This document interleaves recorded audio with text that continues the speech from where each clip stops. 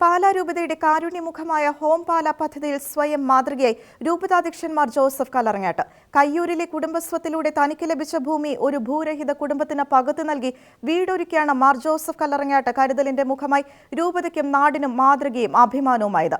Home പാല പദ്ധതി ക്രൈസ്തവ സാക്ഷ്യമാണെന്ന ആശീർവാദ കർമ്മത്തിനു ശേഷം മാർ ജോസഫ് കല്ലറങ്ങാട്ട് ആഹ്വാനം ചെയ്തു.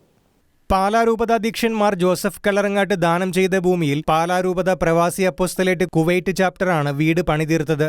മാർ ജോസഫ് കല്ലറങ്ങാട്ട് വീട് ആശീർവദിച്ച് കൈമാറി. രൂപത പ്രവാസി അപ്പോസ്തലേറ്റ് ഡയറക്ടറും ഹോം പാല എക്സിക്യൂട്ടീവ് ഡയറക്ടറുമായ ഫാദർ കുര്യാക്കോസ് വെള്ളച്ചാലിൽ, ഫാദർ മാത്യു തെന്നാട്ടിൽ എന്നിവർ ആശീർവാദ കർമ്മത്തിൽ സഹകാർമ്മികരായി. പാലാ രൂപതാതിർത്തിയിലെ ഭവനരഹിതരെയും ഭൂരഹിതരെയും പുനരധിവസിപ്പിക്കുന്നതിനായാണ് മാർ ജോസഫ് കല്ലറങ്ങാട്ടിന്റെ നേതൃത്വത്തിൽ രൂപതയിൽ ഹോം പാല പദ്ധതി ആരംഭിച്ചത്. നാനാജാതി മതസ്ഥരായ നിരവധി പേർക്ക് ഇതിനോടകം ഭൂമിയായും വീടായും കരുതലാകാൻ രൂപതയ്ക്ക് കഴിഞ്ഞിട്ടുണ്ട്. ഭവനരഹിതരെയും ഭൂരഹിതരെയും പുനരധിവസിപ്പിക്കുന്ന ഹോം പാല പദ്ധതി ക്രൈസ്തവ സാക്ഷ്യമാണെന്നും ഹോം പാല പദ്ധതി ഇടവകകളിൽ കൂടുതൽ സജീവമാകണമെന്നും പറഞ്ഞ മാർ ജോസഫ് കല്ലറങ്ങാട്ട് പ്രാദേശിക മുന്നേറ്റമായി ഇതു മാറണമെന്നും ആഹ്വാനം ചെയ്തു.